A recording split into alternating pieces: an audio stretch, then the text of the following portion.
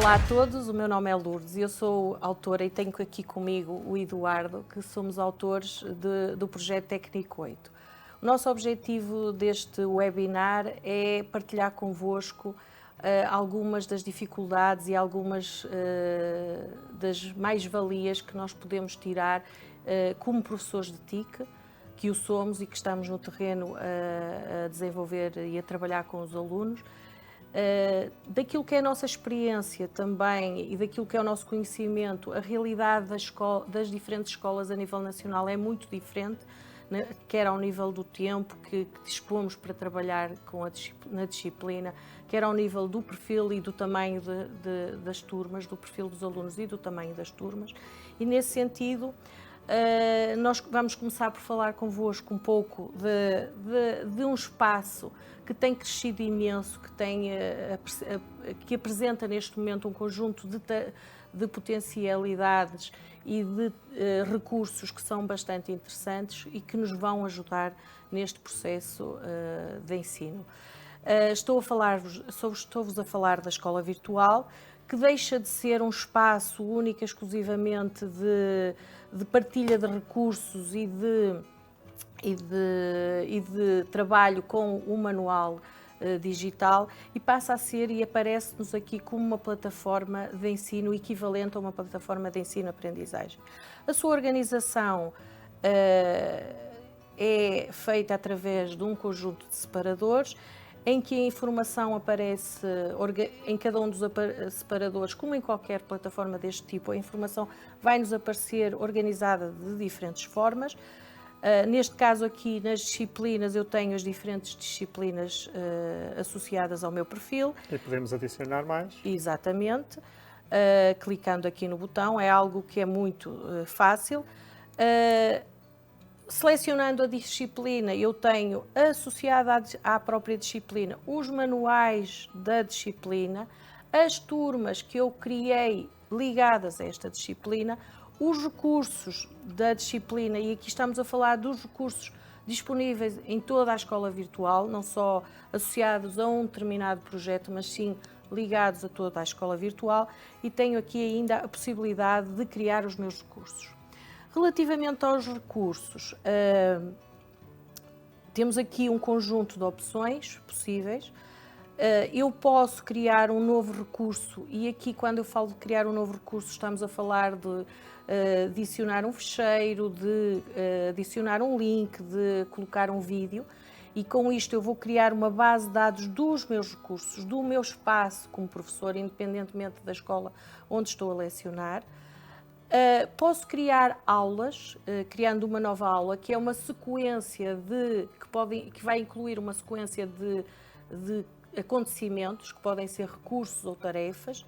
Nós podemos, por exemplo, aqui nas aulas, nós imaginemos que temos uma aula de Tinkercad, por exemplo, não é? Nós temos uma série de vídeos de Tinkercad que nós podemos partilhar com os nossos alunos. Naquela aula vais poder aceder a estes vídeos, a estes documentos, e podemos criar uma aula desta forma e partilhar diretamente com os nossos alunos essa aula. Os recursos, depois, se eu quiser usar o Google Classroom ou o Teams, podem, ao criar e ao fazer a partilha desses recursos, também tenho aqui na Escola Virtual plugins para fazer essa partilha automática para estes espaços. Relativamente aos testes e aos quizzes, eu vou-vos mostrar aqui um exemplo de um teste. É um processo muito fácil. Nós podemos criar as nossas próprias questões, em que nós colocamos e temos diversos tipos de questões que podemos pôr, estes tipos de questões, ou podemos, em vez disso, usar as questões que já estão criadas no espaço da escola virtual. E escolho aqui então uma determinada disciplina, algum tema ou algum subtema, e depois podemos adicionar uma a uma ou adicionar aleatoriamente uma série de questões, e isto funciona muito bem. Imaginemos que nós queremos avaliar estes assuntos mais teóricos, tipo segurança na internet, pesquisa e investigação, esse tipo, por exemplo, até na própria dia da Seguranet, nós podemos chegar e fazer um pequeno teste, fazer uma pequena avaliação. Nós sabemos que temos muitas turmas, muitos alunos, e para fazer uma pequena avaliação é muito fácil de o fazer, é chegar aqui, selecionar 20 perguntas, por exemplo, e eles automaticamente podem fazer o teste. Nós pomos aqui as horas em que queremos que eles façam o teste. O quiz é um bocadinho diferente. O quiz é mais localizado, tem que ser feito durante a aula. E tem 2 tipos de quiz. Nós podemos fazer um quiz tipo quizzes ou tipo sondagem, que é mais meter, né? Nós podemos fazer este tipo de quizzes, mas é uma coisa mais local, mais que aula, não é? Exato. O quiz propriamente dito passa a ser tipo Kahoot, não é? Uma espécie de Kahoot, quizzes. Uma das grandes vantagens disto é que realmente nós começamos a ter um espaço com um conjunto muito vasto de questões e a partir daqui... E podem adicionar questões que já estão pré-feitas e tornar isso muito mais fácil. E temos um banco de dados bastante rico e de uma forma muito fácil criamos estes elementos. Qual é a vantagem disto? A partir daqui eu posso fazer a gestão das minhas turmas e, conclusão, eu posso criar uma turma, a inscrição do aluno na turma é feita de forma automática através de um código, que a partir do momento em que eu crio a turma, este código vai ser o código que eu vou fornecer aos alunos para eles se inscreverem. O aluno vai ter a possibilidade aqui, nestes 3 tracinhos, de adicionar-se a uma determinada turma e a partir do momento em que eu tenho os alunos na turma, posso fazer a gestão deles com uma lista, na lista de alunos da turma. Tenho os quizzes que trabalhei com eles, que joguei com eles, também neste espaço. Tenho um mural de comunicação muito equivalente ao Google Classroom, onde eu posso partilhar recursos e enviar mensagens. E posso propor tarefas. Como em qualquer plataforma, as tarefas são identificadas pelo seu título, por algumas instruções, a possibilidade ou não do aluno fazer o upload, o carregamento de ficheiros, a atribuição de notas, associar a outros recursos e a data em que esta tarefa está e para quem é que esta tarefa está disponível. Pode ser uma tarefa simples, como façam um PowerPoint sobre segurança das passwords e eles fazerem esse tipo de atividades, em que eles enviam depois o ficheiro com o resultado final. Também podemos pegar num conteúdo ou num teste e partilhá-lo como tarefa. Como tarefa.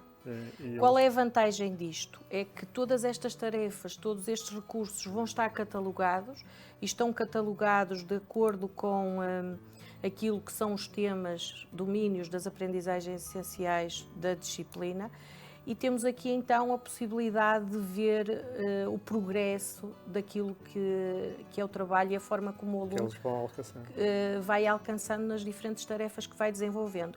Isto é extremamente importante porque quando temos turmas imensas com muitos alunos é algo que é complicado de gerir e termos esta ferramenta é essencial. Relativamente à biblioteca, vai-nos permitir aceder ao manual digital e a partir daqui do manual digital eu consigo ter acesso a um conjunto muito vasto de recursos em contexto, o que facilita imenso quando eu tenho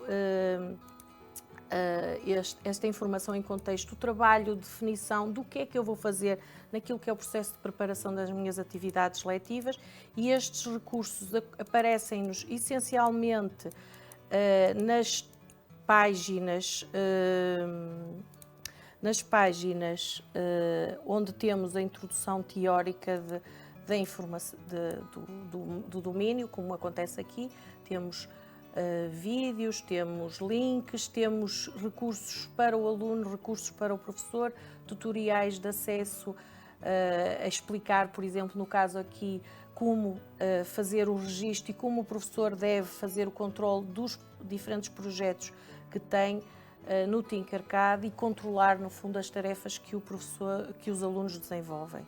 O que a Lourdes estava ali a dizer é que nós podemos criar classes, efetivamente, e nas classes nós podemos pôr aqui as nossas turmas e depois mais tarde podemos visualizar, eu vou mostrar aqui por exemplo, os nossos alunos, nós podemos visualizar por exemplo o que é que cada aluno fez, modelação 3D, não é bem o caso, isto é uma turma de profissional, usam mais os circuitos, mas podemos visualizar o que é que cada aluno fez e fazer uma avaliação muito rápida do que os nossos alunos estão a fazer. Neste caso eu vou criar aqui um novo design em projetos 3D e no nosso projeto nós fizemos um exercício em que tem várias aplicares. O primeiro aplicar vai ser a cabeça do cão, depois o segundo aplicar vai ser o corpo do cão e depois o terceiro vai ser a casota e a água. Eu penso que está por aqui. O trabalho final será este aqui. Este aqui com o casota e o cãozinho. O que devemos falar um bocadinho com os alunos, primeiro indicar-lhes que devemos alterar sempre aqui o nome. Normalmente vem um nome aleatório, eu vou pôr aqui um nome mais sugestivo. E depois falar um bocadinho sobre o plano de trabalho. Este plano de trabalho é onde nós vamos colocar os nossos objetos. Para rodar no plano de trabalho usamos o rato. O botão do lado direito do rato permite-nos rodar em determinado ponto, nós rodamos o plano. Depois falar um bocadinho sobre este objeto aqui, que nos permite colocar em posições diferentes e pré-definidas. Também podemos clicar aqui para ir voltar à visualização inicial. Se colocarmos aqui um objeto aqui do lado direito, nós temos as formas que vamos colocar aqui no meio. Nós podemos usar formas básicas ou outras. Neste caso, nas formas básicas, nós achamos que realmente isto é muito bom para o ensino de modelação 3D, no sentido que tem uma filosofia um bocadinho diferente de outras ferramentas. Eu estou aqui a falar, por exemplo, eu sou um fã incondicional do Blender, mas o Blender é muito a ver com cortes e instruções, e aqui é a fusão de objetos, e o que eu percebi com a experiência é que os alunos do 8º ano gostam muito mais desta filosofia, que entendem melhor o conceito de montagem e de colocar objetos uns em cima dos outros, por diversos motivos. É adequado aos alunos. Bem, aqui no nosso plano nós colocamos aqui um cubo. Este cubo tem 3 eixos, o eixo do X ou a largura aqui, é este aqui. Depois temos o eixo do Y que vai assim nesta linha, e depois o eixo do Z que tem esta coisa da altura. Os 3 eixos tridimensional, não é? Nós temos aqui também este botão que nos permite a qualquer altura colocarmos o foco na peça em que estamos a trabalhar. Podemos fazer zoom com estes 2 botões ou com a roda do rato, para cima e para baixo, fazer esse zoom. Nós, querendo alterar o tamanho, se repararem, temos aqui 4 quadrados brancos por baixo nos vértices deste objeto. Nos outros objetos aparecem os mesmos 4 vértices. Okay? Neste caso vou apagar. Tem estes 4 vértices, 4 quadrados brancos nos vértices, que ao clicarmos num, o vértice oposto vai fixar, ou seja, estas 2 arestas vão fixar e vamos conseguir mexer nos outros 2 eixos, neste caso no X e no Y. Se quisermos aqui clicar neste, este vai fixar e agora mexemos aquele vértice ali. Depois temos estes quadrados pretos que estão nas arestas. em que nós, clicando nelas, conseguimos efetivamente movimentar no eixo que estamos a segurar. Ele vai movimentar 1 milímetro de cada vez. Se repararem, estes quadradinhos aqui do nosso plano estão em milímetro. Neste caso tem 20, passa a 21, 22, estão a ver? Se quisermos alterar isso, nós podemos alterar, clicando, por exemplo, por aqui em 0,5, ele vai começar a andar de 0,5 em 0,5 milímetros. Isto dos milímetros é importante se quisermos fazer um projeto em que depois queiramos imprimir, por exemplo, alguma coisa concreta. Neste caso, para alterar, nós podemos usar estes quadrados. Para o eixo do Z, existe este quadrado no topo do nosso objeto, neste caso aqui na face superior, e que dá para mexer no eixo do Z ou na altura. Há muitas pessoas que confundem aqui um bocadinho com este conezinho que está no topo, mas este cone o que faz é levantar o nosso objeto em relação ao plano. Ok?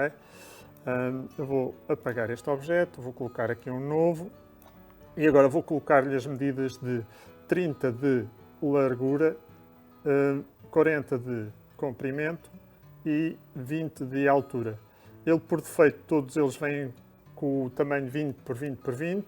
Eu poderia pegar e ir aumentando assim, desta forma, ou, de uma maneira mais simples, eu vou clicar aqui num vértice e vou clicar aqui e pôr 40 de comprimento, 20, 30 de largura, Não fez. 30 de largura e de altura 20. Já está. Ok. Agora vou-lhe meter o raio de 7 e vou explicar isto do raio. O raio neste momento está a 0 e os vértices são todos retilíneos de 90 graus. Se eu começar a aumentar o número de raio, reparem que começam a arredondar as extremidades. Neste caso eu vou pôr aqui um 7 de raio e depois vou mexer aqui nas etapas. E o que é que são isto das etapas? Se repararem, isto tem a ver com o número de faces que ele utiliza para fazer o mesmo ângulo. Quanto menos faces, menos definido fica. Quanto mais faces, mais definido fica. Neste caso vou utilizar aqui o número 15 e posso usar aqui o painel de opções. Agora vou pôr-lhe a cor castanha. Para mudar a cor é aqui no sólido, clico no sólido e depois na cor que quero. Agora vou colocar outro bloco. Neste bloco vamos pôr o tamanho de 30 por 20, já está, e pus 29 por 20 e 40 da altura. Vou pôr novamente 7 de raio e 15 de etapas. Agora eu vou pô-lo a castanho e vou fazer o alinhamento destes dois objetos. Eu, se pegar nele, posso tentar fazê-lo desta forma, tentá-lo ajeitar ao sítio, mas isto muitas vezes parece que está alinhado de um lado, mas depois fica desalinhado do outro. Melhor é usar uma ferramenta que se chama alinhar. Mas para alinhar eu tenho que selecionar dois objetos. Para selecionar dois objetos eu posso fazer pura e simplesmente isto, ou posso, no caso de ter um terceiro objeto, isto não funciona porque eu seleciono o objeto que não quero, eu posso usar o Shift, carregando num dos objetos, Shift, carrego no outro objeto. Desta forma, seleciono os dois objetos que quero. Vou clicar aqui no alinhar, clicar neste aqui, alinhar no eixo do X, e reparem que no eixo, em cada eixo vai aparecer estas três bolinhas, ou seja, ao centro, atrás ou à frente, aqui ao centro, à direita ou à esquerda, aqui embaixo, ao meio ou em cima. Neste caso vou alinhar tanto assim atrás, como aqui ao centro do eixo do X. Pronto, e isto vai ser a nossa cara. Agora, se eu clicar neste objeto e arrastá-lo, ele vem individualmente. Vou voltar atrás. Então, eu vou agrupar os dois objetos para ficar um objeto único. Clicando aqui, carrego aqui e ele fica um objeto único. Neste momento eu clico e ele vem sempre de uma forma, sempre da mesma, junto, não é? Eu, se alterar o tamanho, reparem que ele altera o tamanho em relação a todo o objeto. Pronto, agora vou clicar, vou criar o olho, um dos olhos. Vou clicar aqui na cor para pôr a parte branca e vai ser uma esfera de 20 por 20 por 20. A segunda esfera vou colocar aqui, que vai ser a parte escura do olho.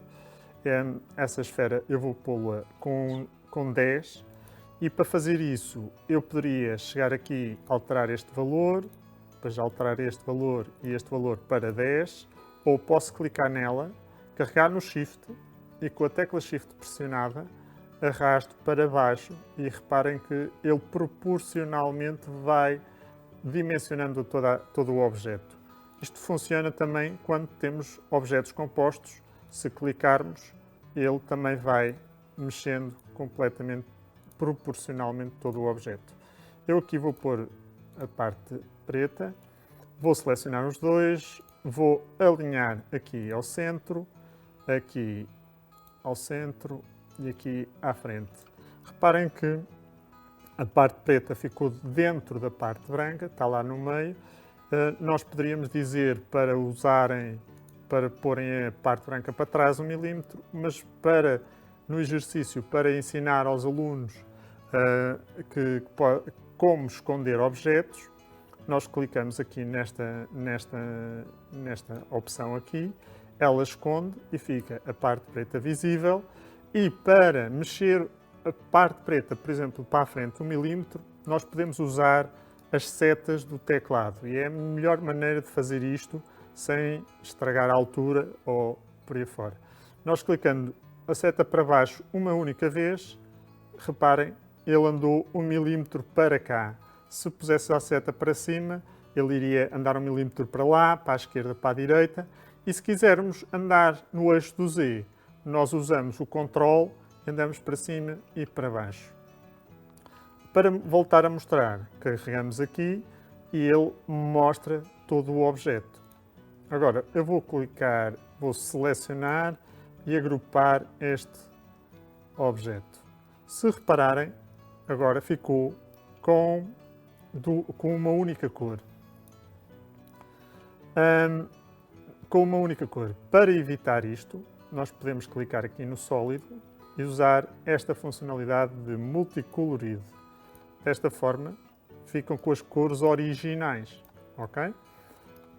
Para fazer a pálpebra, eu vou usar uma esfera, esta esfera azul, e basicamente vou fazer o seguinte, vou aumentar para 22 milímetros, ou 21 milímetros. 21. Ok. Agora, isto está a ficar um bocadinho apertado aqui e eu vou editar a grade. Eu vou pôr aqui a 300 milímetros por 300 milímetros. E agora vou clicar aqui, vou pôr aqui um cubo. Este sim vou pôr a 22 milímetros. 22 milímetros, exato. Usei o Shift, vou alinhar estes dois. Desta forma, aqui no eixo do X e aqui vou elevar primeiro isto para 8 milímetros. Ok, 8 milímetros acima do solo. Ok, agora é que vou alinhar. Reparem que ficou assim, desta forma. Eu vou selecionar e vou agrupar. Ao agrupar, ele fica um objeto único, como fizemos com aqui a nossa cara, não é? Mas não é isto que nós queremos fazer só a parte de cima da pálpebra.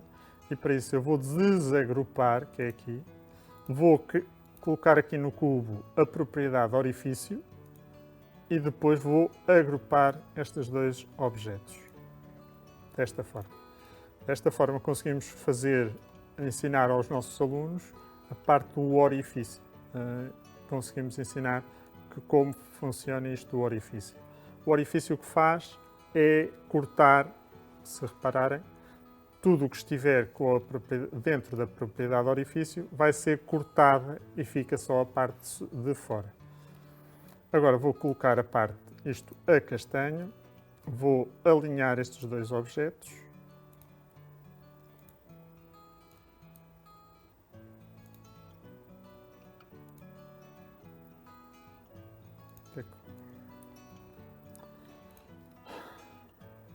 Alinhar os dois objetos, vou alinhar também aqui a parte superior e vou fazer exatamente o mesmo que fiz há pouco, vou com o Ctrl para cima para fazer com que isto fique um bocadinho para cima. Agora vou selecionar, agrupar, o olho está extremamente grande, vou diminuí-lo um bocadinho e vou colocá-lo aqui no local dele, um bocadinho para cima.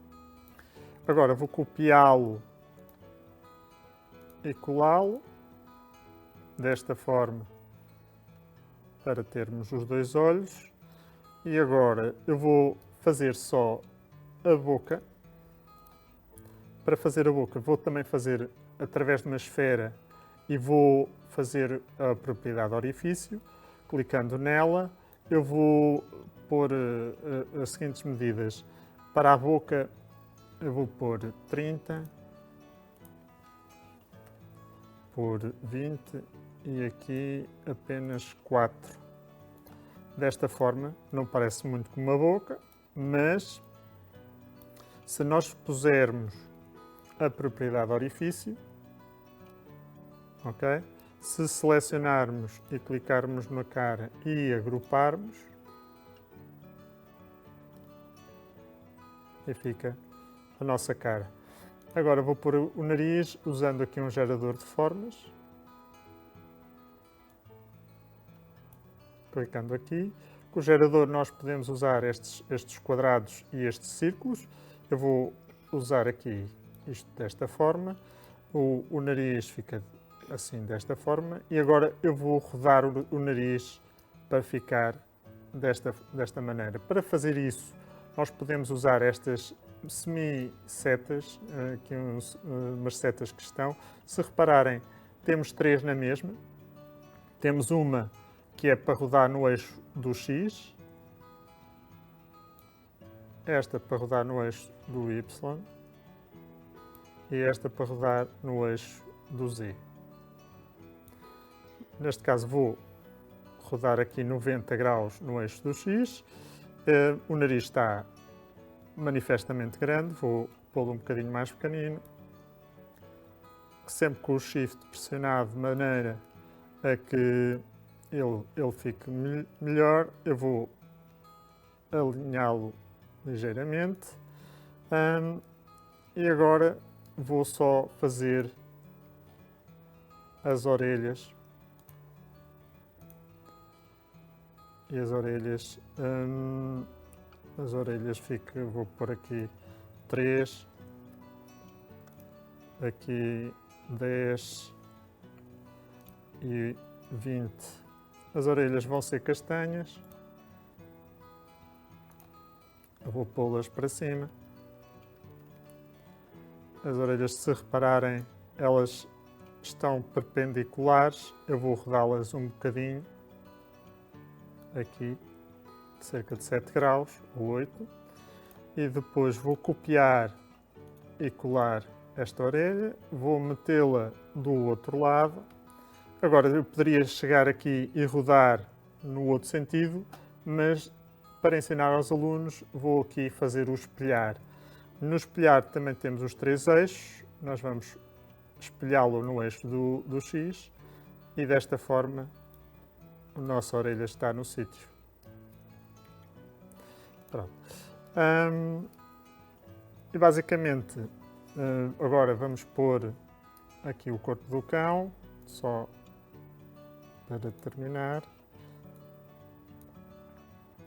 Vou pôr aqui também o raio de 7 por 15,